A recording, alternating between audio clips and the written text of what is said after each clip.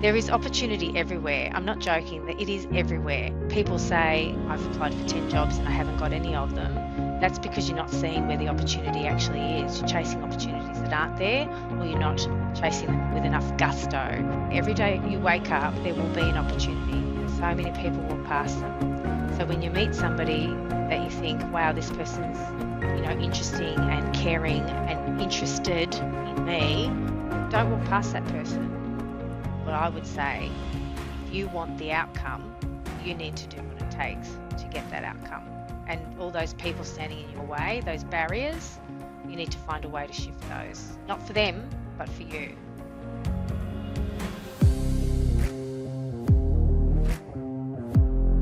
Welcome to another episode of Success with Purpose, where we help mentor you into becoming a more successful version of yourself. We do this through giving you access to mentors you typically would never have the opportunity to connect with. We explore their journeys, their experiences, their life-changing events, their fields of expertise, and most importantly, their purpose. My name is Harry Goldberg, husband to an incredible woman, father of 2 amazing daughters, host, interviewer, and interrogator of this podcast. And now, just before we learn from yet another exceptional guest, if you find value from these conversations, please make sure to like and subscribe below, leave a review. It really does make a difference. And of course, share with someone else who's going to find value. Now, listen in, pay attention, take some notes, enjoy. Let's begin. Kim is Group Chief Commercial Officer at the Extend Group, where she leads and empowers multiple diverse and talented teams across many departments. What connected us first was your post about ageism in the workplace. And I just love how openly you celebrated your birthday on LinkedIn as well. I read through a whole bunch of your posts and of past and over the last few months, and clearly you're a career woman, you're a proud mother, and you're definitely an authentic voice in our world. Thank And you. so before we dive into your journey that got you to where you are, let's start with the first question. How do you define success? I know I'm successful in any given situation when I feel positive and I have options. So I don't think success is necessarily an overarching thing as much as I do broken down into different parts of my life, because you can have different aspects of your life successful at the time and some unsuccessful at the time. But for me, it's really about whether I feel positive about something and whether I have options. So the more situations in which I feel positive and have options, the more successful I feel that I am. And being positive doesn't necessarily mean being happy. Sometimes you can feel positive about a situation, even though you're not happy in that moment. So it's not about happiness, spontaneous happiness. It's more about a positive feel for the future. So what does that mean for you? Is that when you're looking like over the next week or in 10 years, or is it more positive about your future or the future of people you're engaging with? What does it look like to be positive if, as you're saying, positive is not for you happiness? So it could be that I've missed out on buying a house, which I did a couple of times. I missed out on buying some houses. I was outbid by the retirees who wanted single level homes, Mhm. and I missed out on those. And I was unhappy in that moment, but I felt really positive about the fact that eventually I would find the place that I was meant to be in. And the success that I feel in that is that I had options. I did have the option of, looking for other homes to buy. I wasn't limited. So I feel like when you have options, you are successful. If you're Okay. limited, then you just don't have the level of success that you would like, I don't think. If you're sort of stuck Okay. in one thing and have no options to change your life or make any difference at all. Oh, this is great. Okay, so in that case, when you focus on having options, you got lots of things that you're able to do. That already influences how positive you're able to feel about what's happening.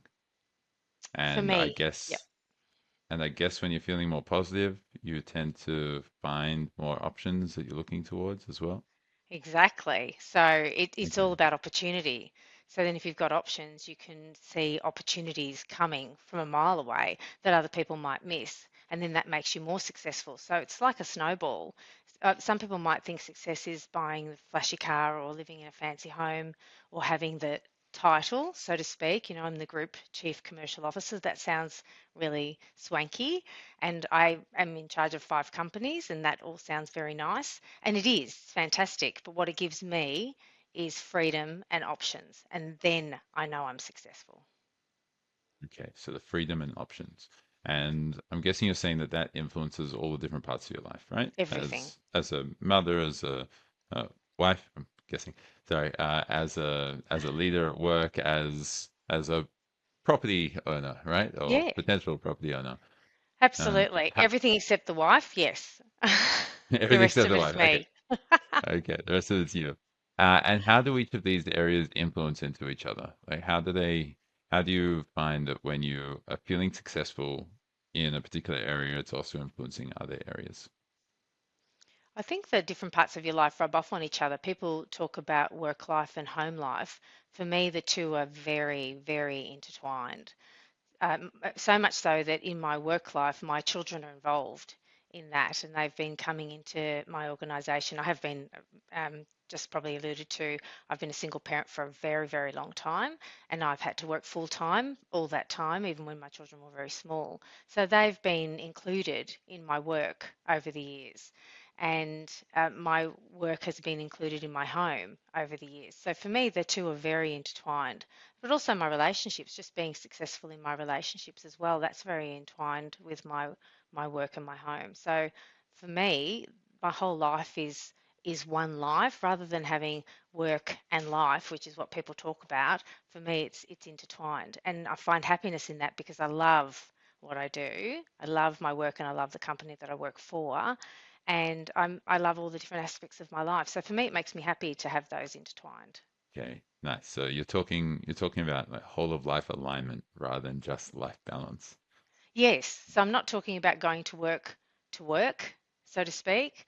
I'm talking about actually really thoroughly enjoying it. And that's what I mean by options. If I didn't enjoy it, I'm qualified enough and skilled enough and experienced enough to be able to go and find something else that I can feel successful in every day, but I'm really happy where I am, which means that I've created those options for myself. I have no qualifications in the childcare sector, formal qualifications. I've evolved into this role, and that's because I was open to seeing the opportunities that came along, and that's what makes me successful. Okay.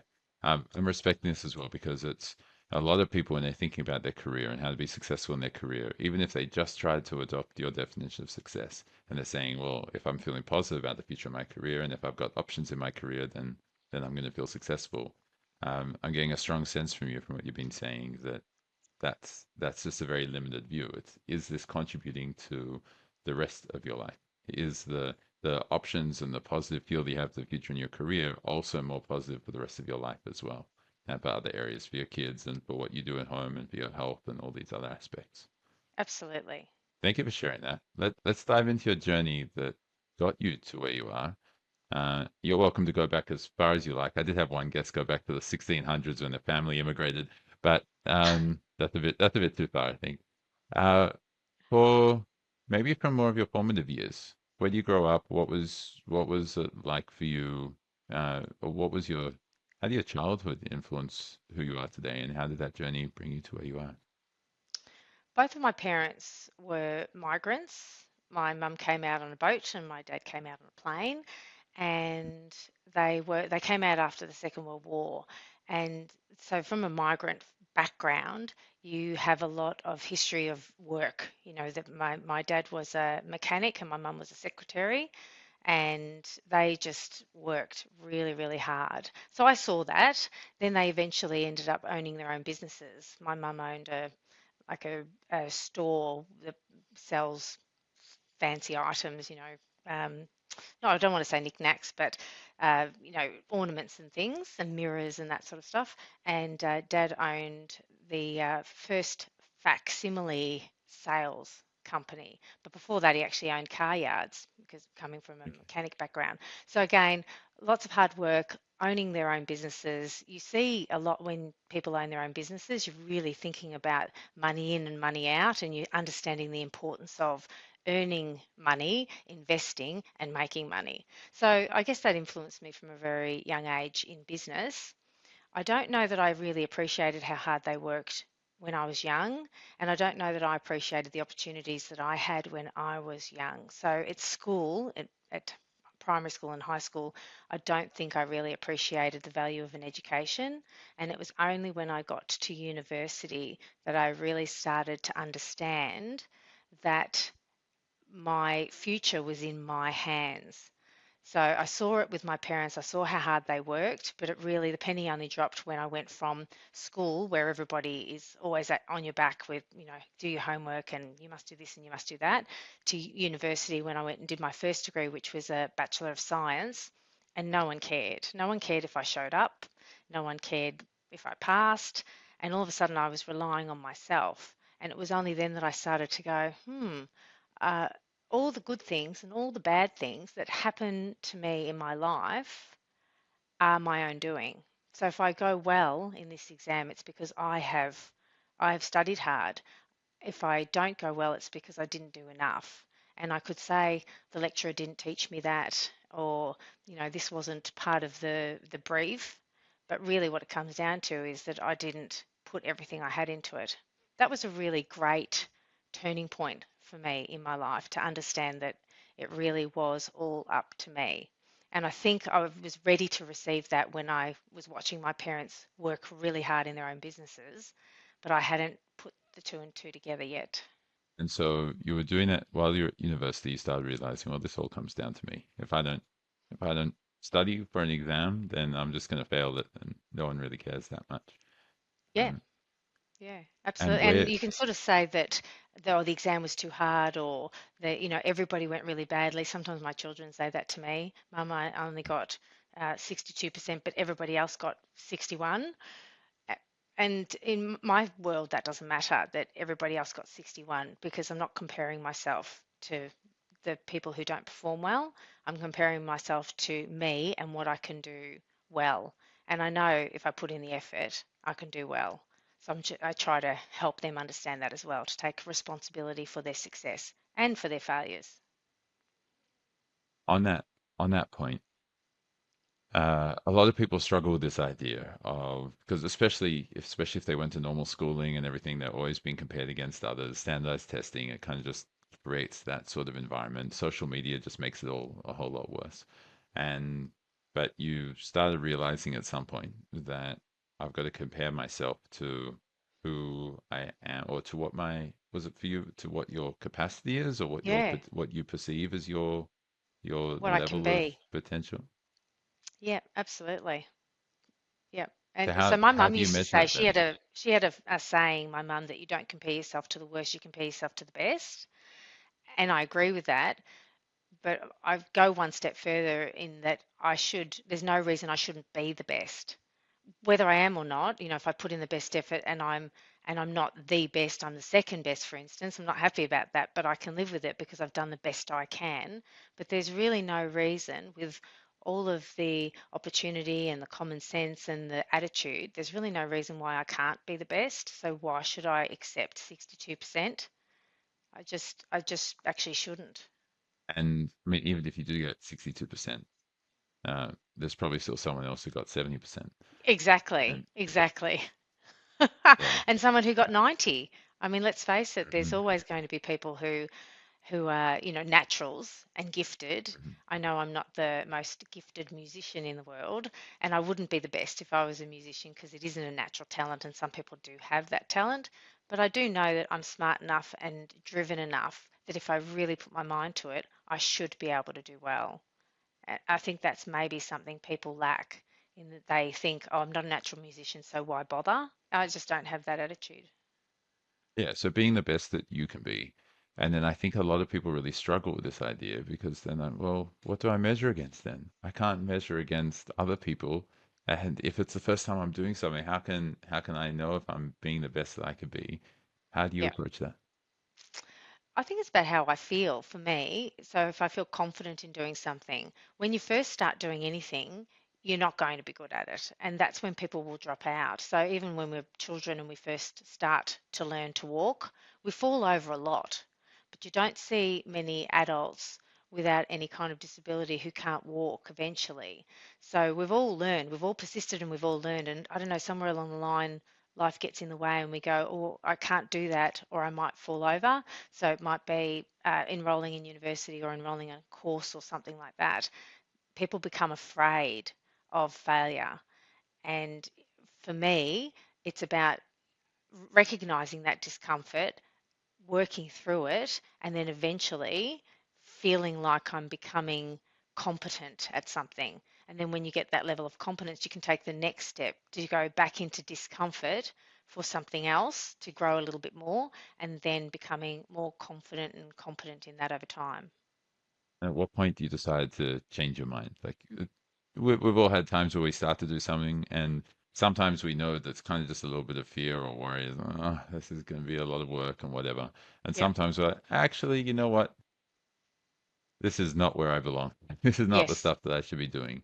How do you balance the fine line between working at it to be competent, to know if it's something you want to, as you said, take the next level of or go the Yep. next level, or if it's something where you've dipped your toe in the water, you know it's not the temperature you like, find something else.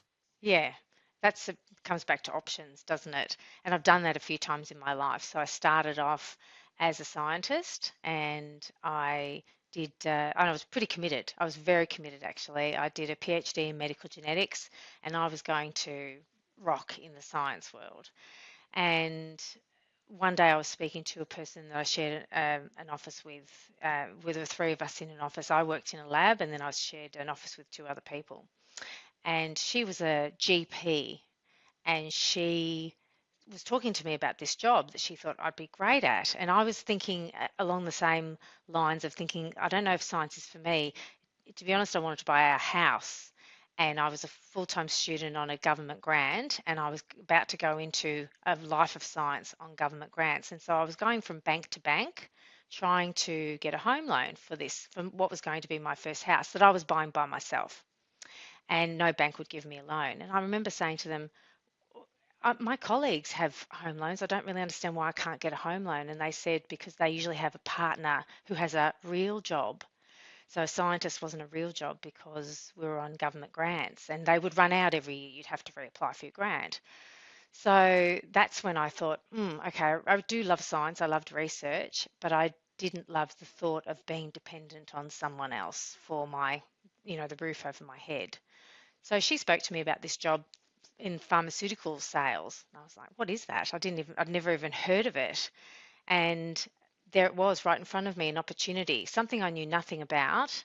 But I thought, well, got a science background, that's a start. And I applied for three jobs and got all three of them.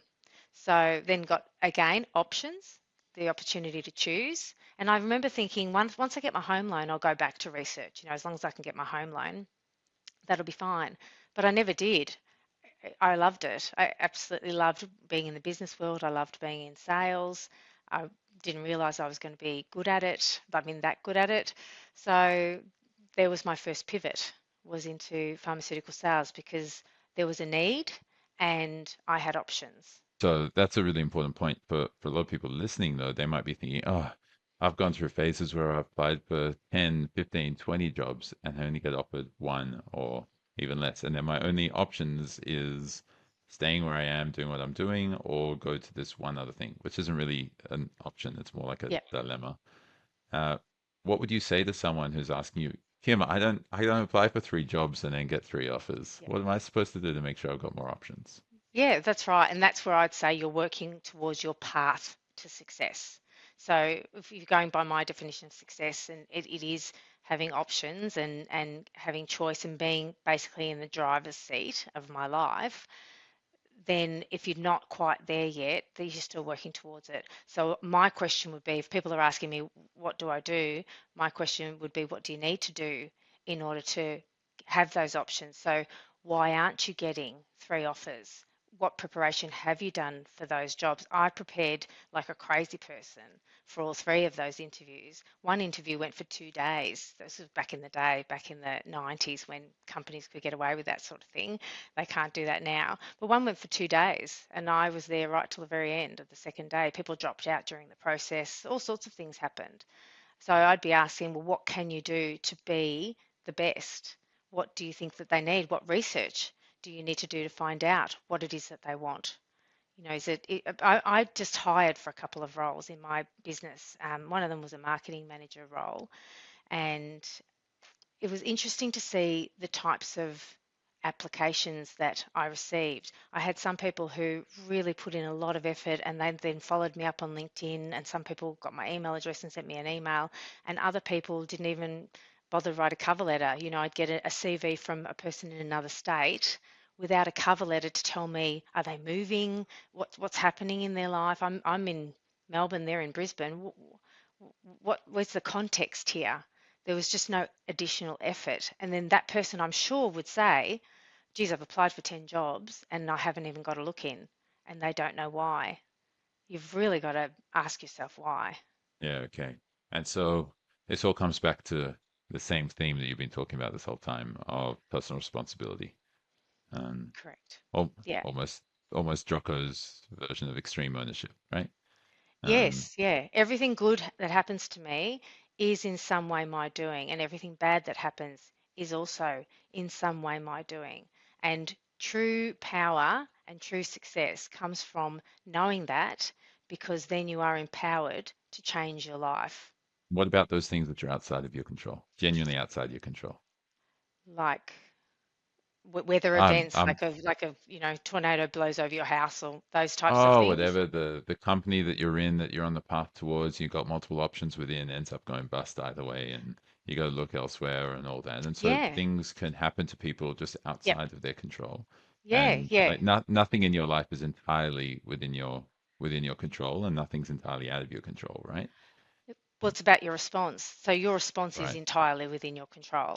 So your company goes bust, and mine did actually. So my next job after pharmaceuticals, I sort of worked my way up in pharmaceuticals, and then I started my own company, training and coaching in emotional intelligence and management, that sort of thing. So I spent 6 years doing that. We did conference openings. I had a business partner. We did those types of things, and we didn't last. We were doing really well at the start, but then the GFC hit, and training was one of those things that just went by the wayside. Companies didn't spend money on that sort of stuff. Now I could sit there and go, the GFC, killed my business, but it didn't. The GFC did hit and it did impact on us, definitely. But what killed my business was a lack of planning. So I didn't save enough for a rainy day as a business owner, and I didn't plan for a disaster to occur, and I didn't have enough of a diverse clientele in order to survive. Because when you look at it, other training companies survived. Why didn't mine? So I can go around and say, oh, the GFC did it, but it didn't.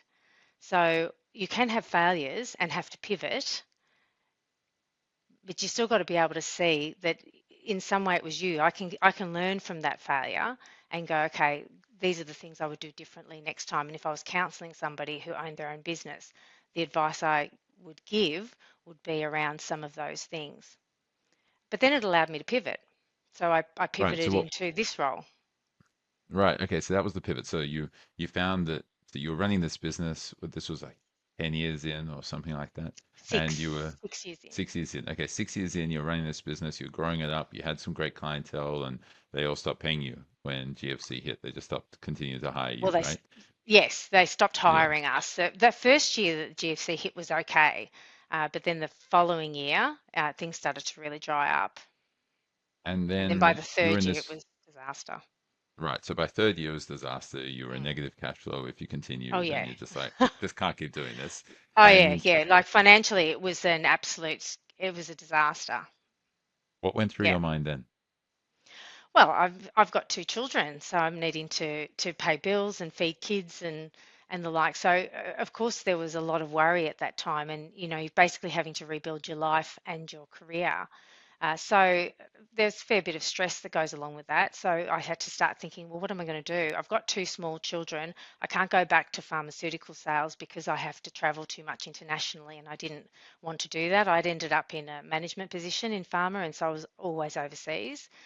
So I didn't want to go back to that. And so I'm thinking, well, gosh, what am I going to do?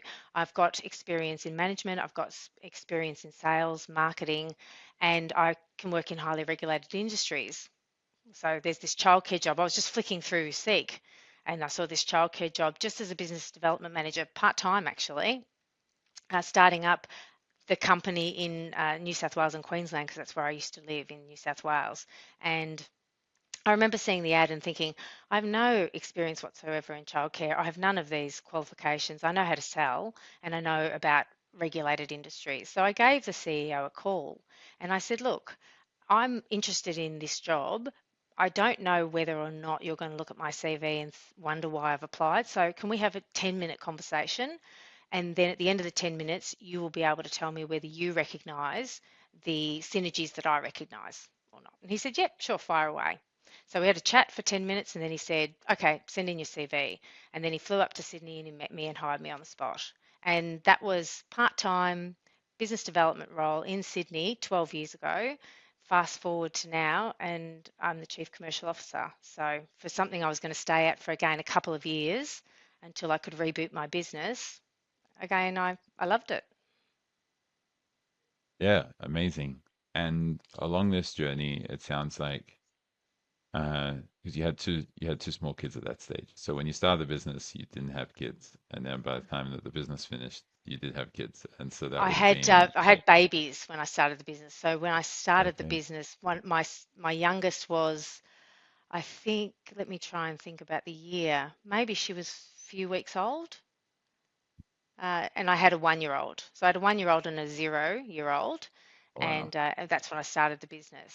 And yeah, just decided not to go back to my other job. The business sort of took off a little bit. So my business partner and I thought, well, let's just keep going with this.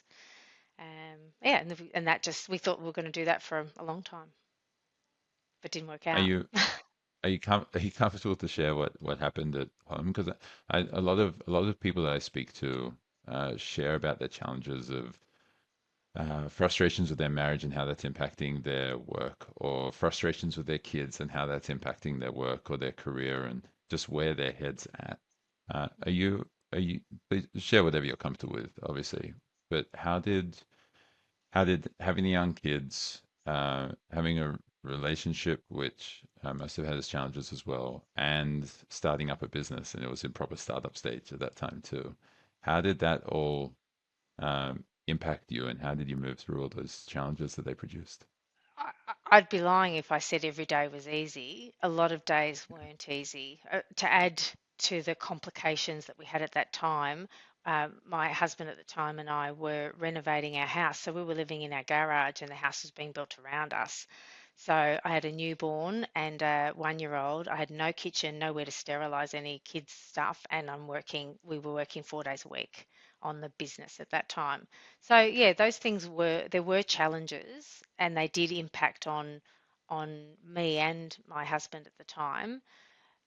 I think both of us were committed to the business. He was actually committed to me running the business, and we were, it was going well. So we were happy with it at the time. But obviously, then the wheels fell off with the when the income dried up, and that was when we had a discussion about, look, we've just got to, you've got to find something else. We had a mortgage, so I had responsibilities. And so that's when, I decided, look, I'll take on this part-time role, keep working on the business part-time. So I was still effectively working full-time by then, 19 hours a week on, with what was then known as Extend. Before we became the Extend Group, we only had one company. So 19 hours a week doing that, and then the rest of the time on our business. But soon, within 9 days, I went from 19 hours a week to 4 days a week at Extend. So that was a really quick jump, and it was just fun. So my work life then was going quite well, and things were on the up and up.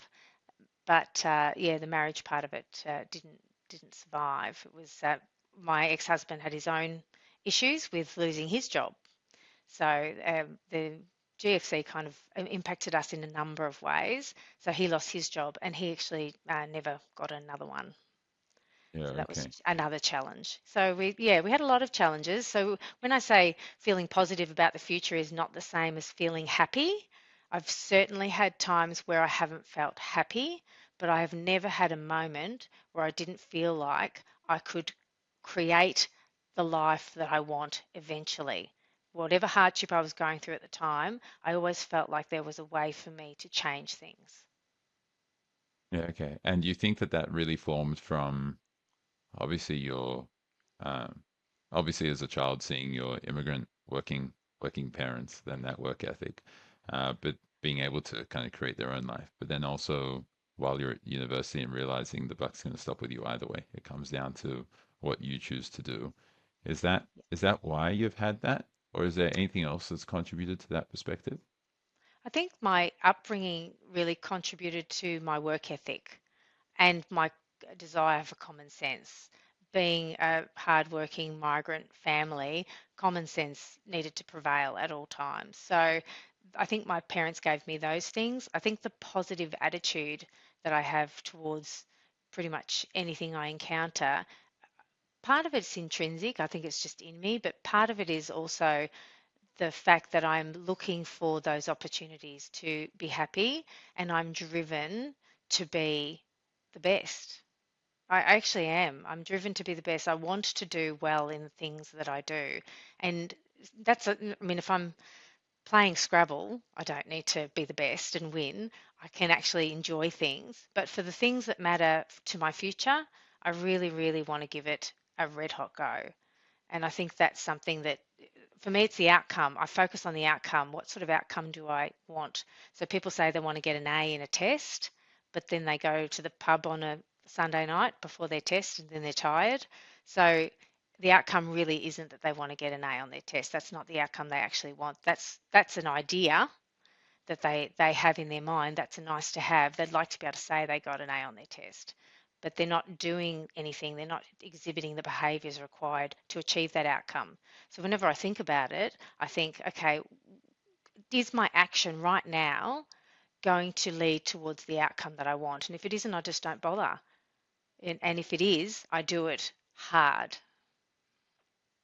Okay, so you're selective with where you're putting your energy and where Yeah. you're Oh, yes, focusing because you your can't energy. do, you absolutely can't do it all. So for me, I have to decide in advance what's my goal and then what are the actions I need to take to reach that goal. But what's really cool is that you actually take those actions. There are countless people who will say, "Oh, I want to go out this year. I'm going to go and do exercise 4 times a week. I'm going to go for a run. I'm going to do some yoga. I'm going to feel really nice about myself, and everything's going to be really good." And then they don't do it, and they're upset that they don't get the results. And Yeah. Oh, now look, I've you're been one of those saying people. just, yeah. So have I at times. Yeah. Trust me, so have I. I Um, have. And that's when I can say to myself that that outcome isn't as important to me as, as some other priority. It could be sleeping in. The outcome of being fit maybe isn't as important to me as sleeping in. And that's where you've got to look at what goals are you setting for yourselves and are they really that important? yeah, Because I don't that's achieve everything. I'm not the best at everything. And so when I'm not, I can tell that I'm not as invested in the outcome or I'm not clear on the outcome. If I'm not clear on what I'm trying to achieve, I'm going to be all over the place. And how do you become clear on what you want to achieve, and how do you define and identify those outcomes for yourself? Yeah, that's an excellent question because I think a lot of people are doing things and they don't know why they're doing them.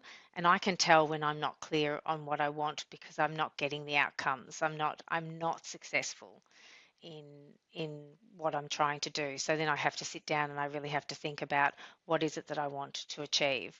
And it could even be in relationships. If you Sometimes people have a real desire to be right, and even if they know they're right, mentioning it to somebody else isn't going to help. So if you want a really quality relationship with somebody, I don't think that you necessarily need to correct their grammar on Facebook or whatever. So for me, I think I know that comma's in the wrong spot and that really aggravates me, but I would prefer to have a good relationship with this person. So the outcome that I want is the good relationship. So I'm going to not say anything about that. But if I'm not clear on that, then I could, say your comma's in the wrong spot. And then I look like a douche on Facebook, so to speak. So yeah, At it's least just, it's on it's about Facebook, not really, in person, right? Yeah. yeah. I'm old, see, I still use Facebook. Oh, no, I stopped using my social media now, but I respect what you're saying. So you tend to know that something's important for you, or you're aligned with it when you actually get the outcome. If you're not getting the outcome, and then I guess it gets to a point where you're like, wait, I said I wanted to do this, but I'm not Yeah. able to do it. I'm not able to get there. Either I'm not trying hard enough, Mm. or I just don't care enough. Yeah, And does that yeah. answer just come to you pretty quickly? Which one of those it is? Sometimes there's a bit of soul searching. It depends on how important it is. So there are some things that are really important and life changing, some decisions that you make. I mean, ending a marriage is an example of that. So you really have to work out what it is that you want. Some of these decisions are really big and life changing. So it's not necessarily very clear at the start, but eventually, as you work through it, it can become clear. And sometimes you need help. Sometimes you need to talk to family, friends, counselors, people like that to clarify what it is that you really want. I'm shocked sometimes at when I find out how many people don't really know what they want, and that's three-quarters of the battle to being successful. Really clarifying what it is that you want, what you want your life to look like. People need to be clear on that. And so you shared some of the things that you've done is just do some soul searching and really think about it, and other ways is talking to people who you respect and or whose opinions you appreciate. Are there hmm any other approaches that you have to I identifying what read. you actually want? Yeah, I Mm, read. So I think there are some books that help you understand yourself a little bit more and that help you understand others a little bit more as well. I've just finished reading a book called Surrounded by Idiots, and okay, it's by, I can't remember the author's name now, but it's about basically the disc profile.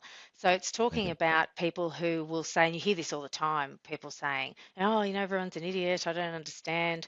But in actual fact, when you understand how different people think, you can start to get better outcomes. So in actual fact, we're not surrounded by idiots, we're surrounded by people who think in a different way to us. It's not necessarily wrong. Our way of thinking doesn't have to be right.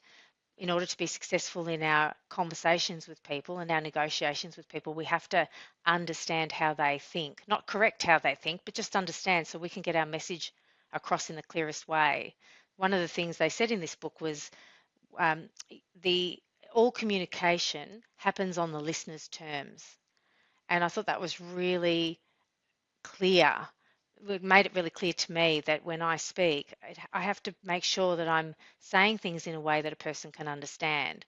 Now, that's obvious, but those things are really good reminders. So, reading books and, upskilling myself in some ways too, it's important to keep upskilling yourself. Out of curiosity, I don't know if you'll be able to recall it, but was there a time you were making a big decision? You were trying to clarify for yourself the first three quarters of the battle, right? Knowing what you actually want. And there was a book that you read, and that just reading that book at that particular time just made it clear for you as to what step you got to take. Yeah, there's a book called Happier by Tal Ben-Shahar. It's an old book now, very old book.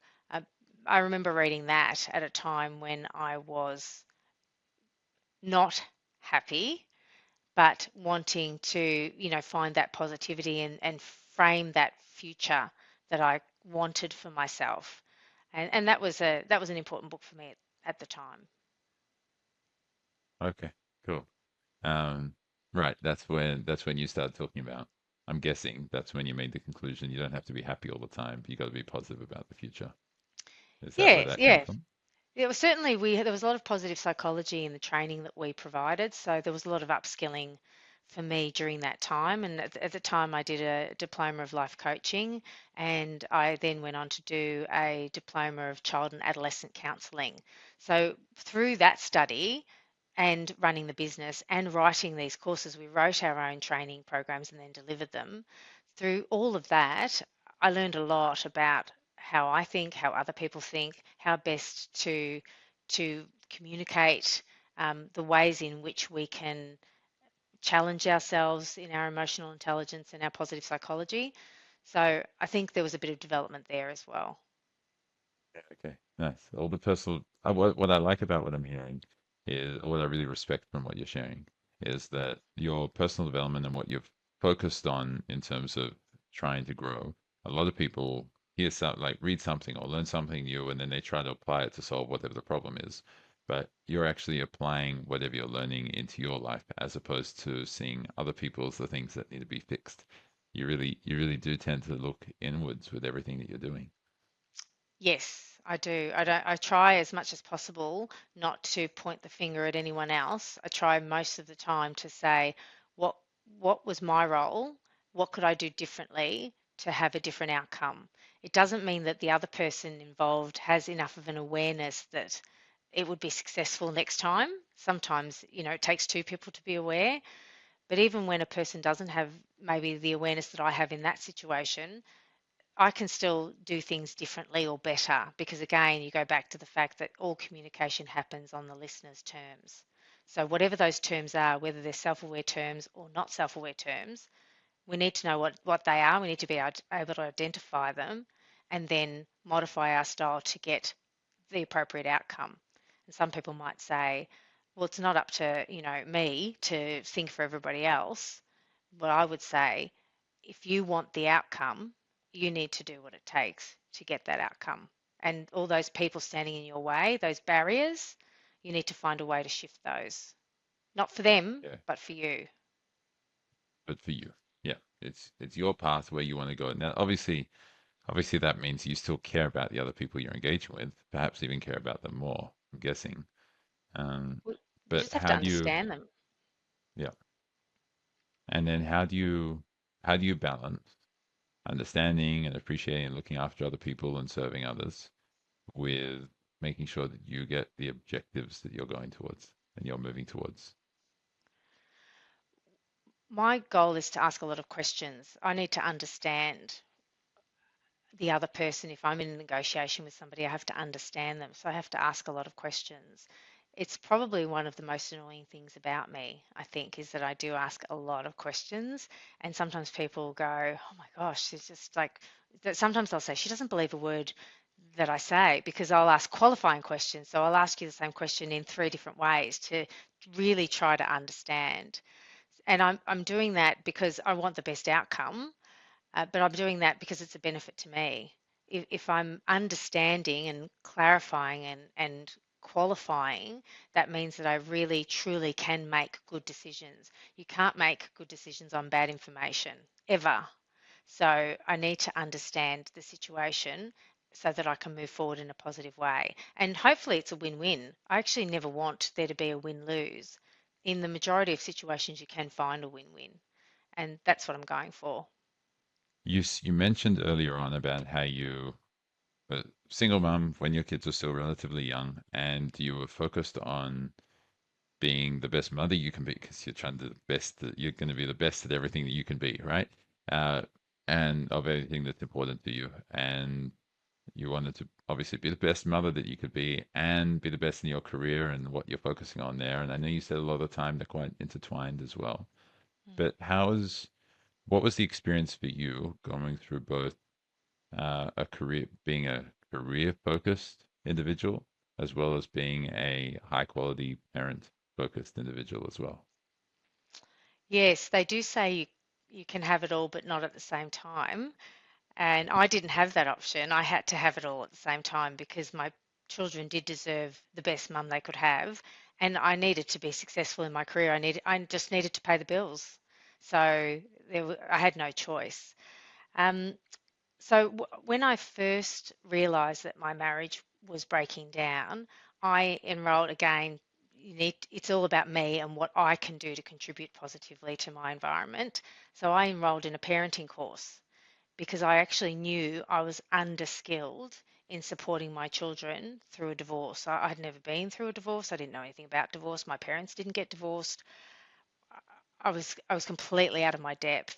I don't have a mum to talk to about these things. My mum died a very long time ago when I was young, and I lived in a different city to my family. I was isolated. And also, when you get divorced, you don't necessarily want to talk to everybody about it. It's kind of a matter that you want to work through on your own a little bit. So I enrolled in a parenting course, and that was really, really invaluable. And we had lectures, and we had tutorials, and we had, um, assignments we had to do. It took a long time to do, but it was very, very good. And at a similar time, I was also doing the diploma of child and adolescent counselling.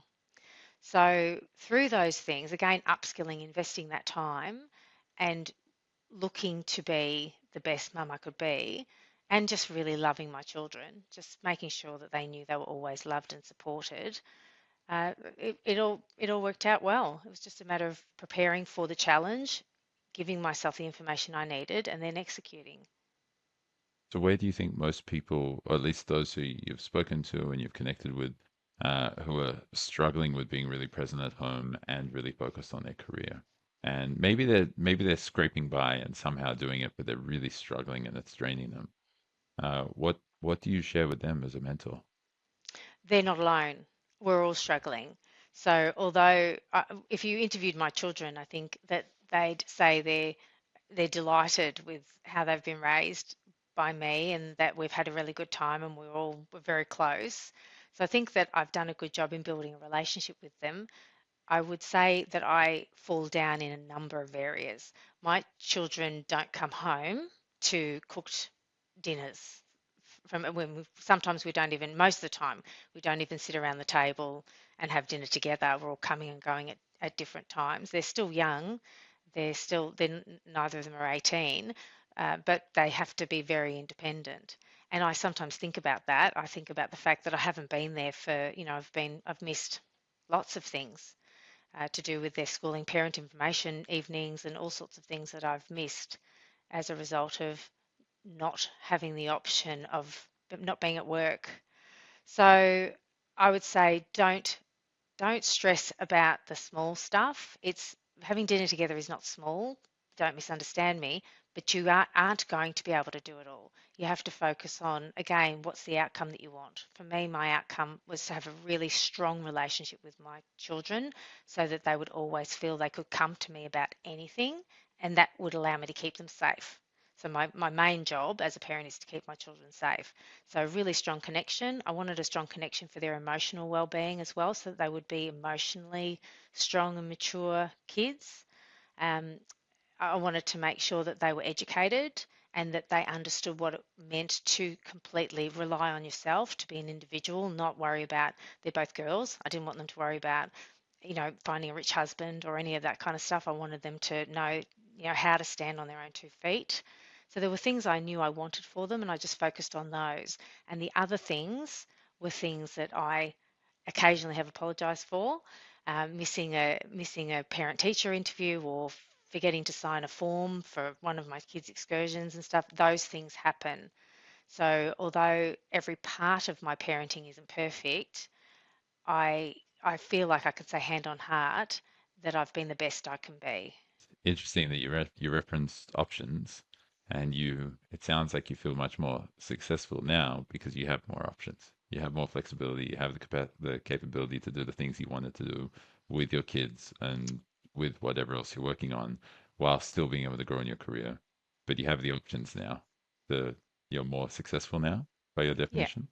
Yeah, so for me, in my job even, I've got more flexibility. I've been in my role for a long time, so if my children need something, I've got that opportunity now to say, what do you think about me going and doing this with my kids or whatever? And my company is actually very supportive of that, and the kids are very involved in the business.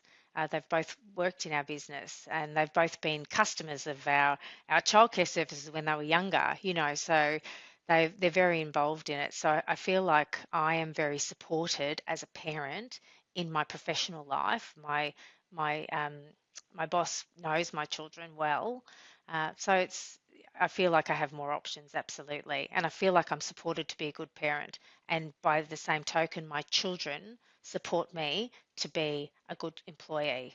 So they're very supportive too. They never put any pressure on me. They appreciate what I do. They understand that I bring money into the household so that they can, get their school fees paid and have their own options one day. And how have you managed to do that when a lot of people complain, like especially people I've spoken to with adolescent kids? My kids are still young. They're both under 4. Oh, But you you're right in the thick of it. I'm right in the thick of it, enjoying it too. But a lot of people I've spoken to who have kids who are older, um, their kids just don't appreciate what they're doing. The kids don't appreciate where they're spending their time or what money actually means and where it's coming from. What have Yeah. you done specifically as a parent and probably intentionally as well, or maybe even those things you've just done right unintentionally, which have led to your kids actually wanting to support you with going to work and doing the things you've got to do and bringing the money home? I think life hasn't been easy for my children. So, as an example, when we moved from Sydney to Melbourne. This company is based in Melbourne. The office part, we're all over the country, but where I work is in Melbourne. And my family was here, so I decided when they were very small that it would be nice to come back and be closer to my dad and my sister. And so I bought a house, basically the minute I got here, I bought a house for us, but that was all I could afford to do was buy a house. I couldn't afford any furniture, but I made sure that their bedroom they were sharing a room at the time, and I made sure it was utterly spectacular. So I bought them these white beds. They were wood and leather, and they had these diamantes all over the beds because they were really little. And little girls love sparkly things, or at least mine did. They had all these sparkles all over their beds. They had these beautiful bedside tables. I bought them these white lamps with crystals hanging from the lamps. It was full on. I had a quote on the wall behind their bed. It says, "If you can dream it, you can do it." And I had so their bedroom was magnificent, but we had no other furniture. So from there, and I didn't really think about that at the time. All I knew was that I did not want them to come into their new house after they've been pulled out of school in the middle of the year. They've moved states, they've left all their friends, their mum and dad no longer live together, and they've got a new house. I was very conscious of all that change, and so I didn't want them then to be sleeping on the floor. Yep. So it was very important for me that that room was perfect. And so I set it all up and you know, brought them into the house and I showed them their room and they were so delighted. But they're not silly. They looked around the rest of the house and there was no other furniture at that time. So we slowly got our furniture and I had an old couch that I had but we had no dining room table and we had a second living area in this house that had no couch in it. Yeah, so there was no other furniture. They saw me sleep on the floor, but they loved their rooms. So I think it's about, giving them a recognition that you work hard. You don't get everything straight away. You're not going to get into your dream home. I didn't buy my dream home. You're not going to get into your dream home straight away, but you can make the best of what you've got. So they saw sacrifice. They saw that I was doing the best I could for them, and they've got gratitude for that now. This is years ago. I'm going back probably about 10 years or more. Now they're in their mid to late teens, mid-ish teens. So they remember and they're grateful. I'm mindful of time, so there are a couple more things I want to ask you about before we wrap up. Um, you've mentioned a few times you've had people who have helped you out. There was the GP that you're working with. There was a co-worker who was encouraging you towards a particular role. You mentioned that there are people that you kind of just had chats with, and times that you're doing soul searching.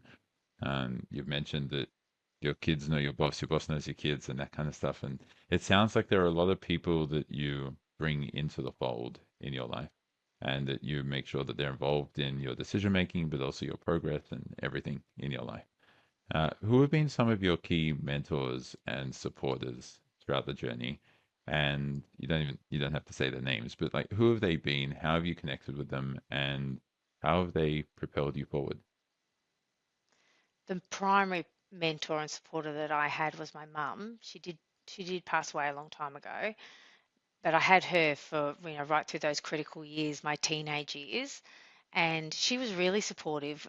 I mentioned at school that I was not the world's best student, and I didn't really appreciate all of those school rules. Kind of didn't think they applied to me. So where other people were, I mean, the school told my parents in year 10 that I should um, leave and go to what was secretarial college back then, that they were wasting their time putting me through school, and I certainly shouldn't go to university. And my mum was the one who stepped up and said, no, that's not going to happen. So she's been a real supporter. She was a real supporter of mine for a long time and a really pivotal role model. She was the one that I learned a lot from. So I'd say she's the primary person that I still hang my hat on now. And so that's interesting. It's been 3 decades since she passed away, and I'm still referring back to the things that she taught me. So she did have a big influence on me. But of course, there have been other people along the way, employers, employees, friends. The person that I used to run my business with, Penny, she taught me a lot. We did a lot of positive psychology work at that time, and she was already a qualified trainer. So, and I wasn't. At that time, I'd never trained in my life before starting this business with her. So she taught me a lot as well. So there's been a few people along the journey who have had an influence. You've got to find those. You've got to identify those people. You've got to identify the How do you people that are in your corner. how do you find them? You keep your eyes open for the opportunity. There is opportunity everywhere. I'm not joking that it is everywhere. When people say, that example you gave before about I've applied for 10 jobs and I haven't got any of them, that's because you're not seeing where the opportunity actually is. You're chasing opportunities that aren't there, or you're not chasing them, with enough gusto. But there are opportunities everywhere. Every day you wake up, there will be an opportunity, and so many people walk past them. So when you meet somebody that you think, wow, this person's, interesting and caring and interested in me, don't walk past that person. I like that. We've spoken a lot about your feeling positive for the future and making sure you've got lots of options to be able to achieve various things that are important to you. Um, what, how would you define your purpose? Like, it sounds like you wake up every day with a lot of energy. You've got a lot of gusto for what you're doing in life, right? You got a lot of focus. You got a lot of energy. You put it into the areas where you really want to be the best that you can be. Mhm. And we've spoken about what it looks like to be successful. But what's your purpose? Why do you put in as much energy as you do into the different things which you do?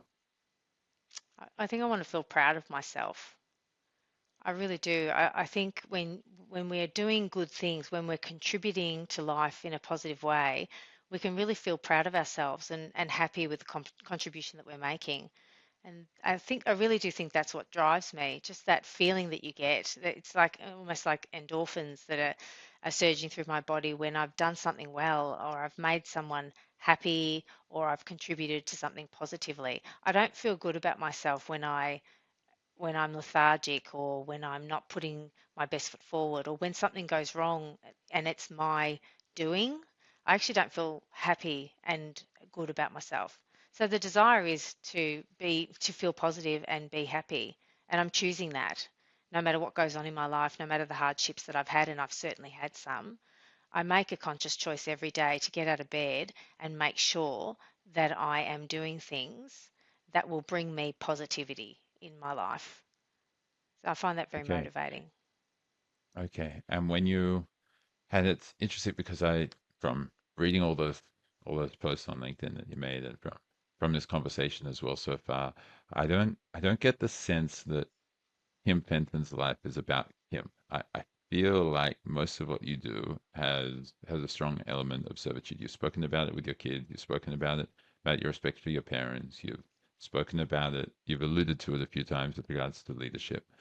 Um, how does how does focusing on feeling positive and feeling good about the stuff that you're doing link in with like very kind of I want to feel good and feel positive, link in with what can I do for others and what can I do for the world?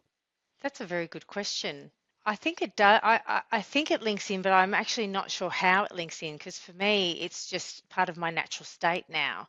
So I just feel like I don't want to leave any stone unturned. I don't want to put off till tomorrow what I can do today. I feel like those outcomes that I want for myself and others are, are very clear for me. But it's a very good question when I think about, the global effect that I have.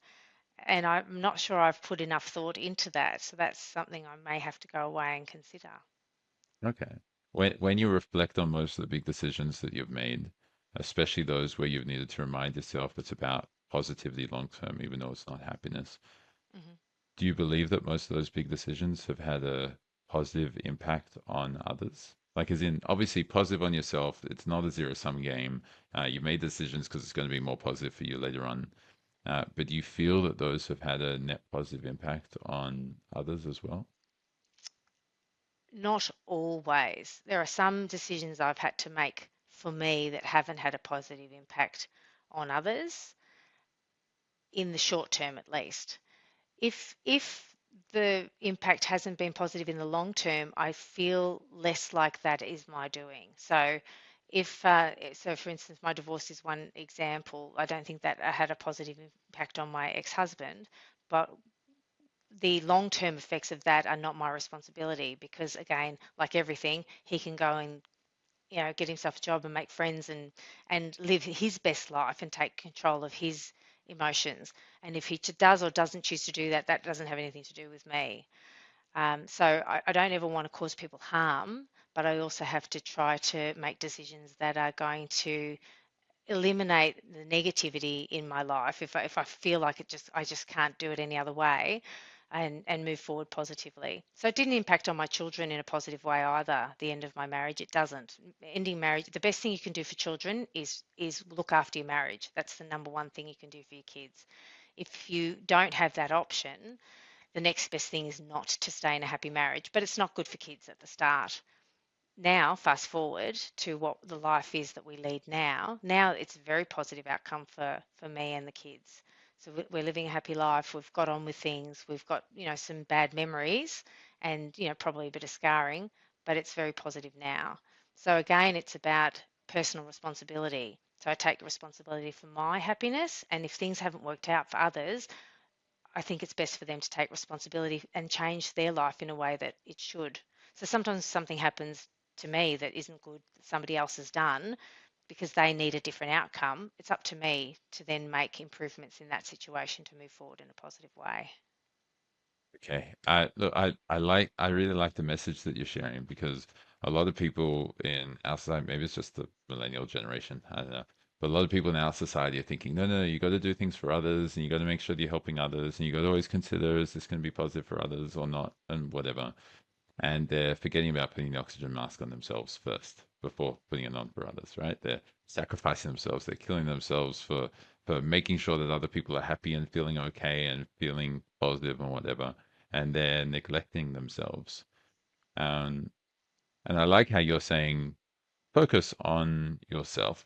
And when you make yourself better, then you're in a position to create a more positive future for yourself, but you also have more options to be able to take into account others around you as well.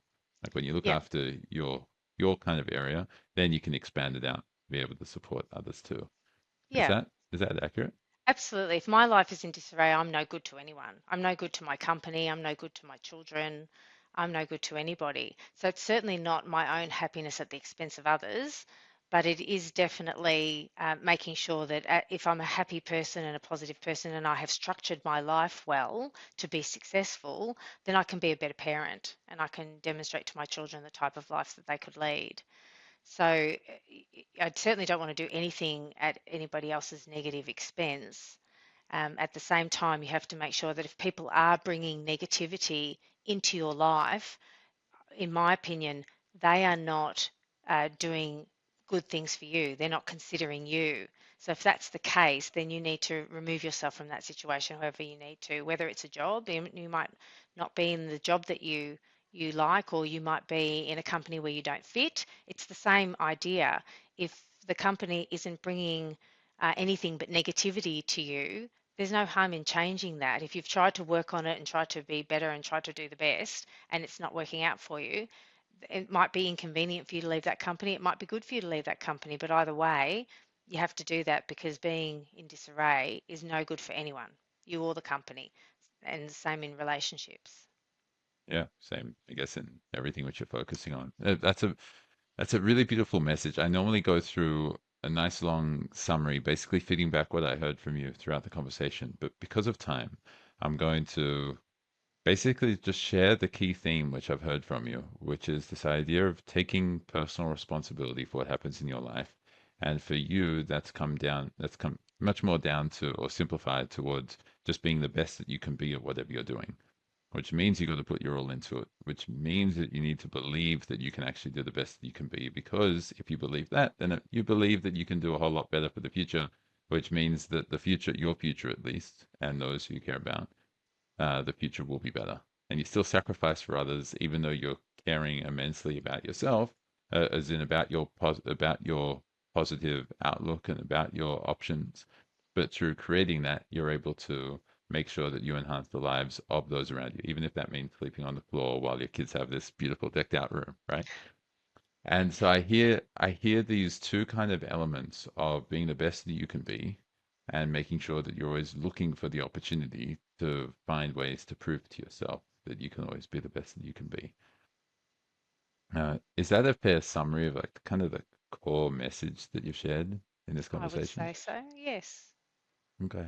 A final question for you before I let you go is you've got you've got daughters who are now teenagers and Mhm. you've had this journey and you probably have a lot of people who are listening to this uh, who are young and aspiring throughout their career and just wanting to ultimately be more successful or live a more successful life holistically, right? Uh, what do you what do you wish that your daughters would hear you say right now if they come back, circle back, and they listen to this in another 10 years' time? And oh, what did Mum do on that podcast? What did she say about that? What do you wish that they would hear from you right now?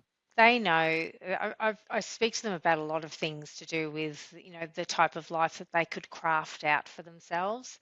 So they know that I want them to be safe and happy. But they also know that I've always said to them, I don't care what it is you do. I don't care if you go to university or don't go to university. I don't care if you're, a janitor or a prime minister. Just make sure that whatever you choose to do, that you are the best. Because when you're the best, you have options. And they will repeat that back to you. If you ask them now what I say to them all the time, that's actually what I say to them all the time. There is no expectation on them to be something, a doctor or a lawyer or whatever, but there is an expectation on them that whatever it is they choose, they will be the best. On that note, thank you for your time, Kim. Thank you very much. So I hope you received a whole lot of value from engaging in that conversation. What were the key takeaways for you?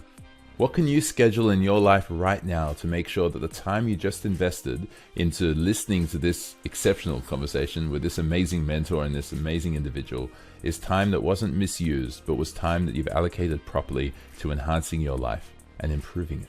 Whatever it is, schedule it now, practice it now, be the successful person you're meant to be, live with purpose.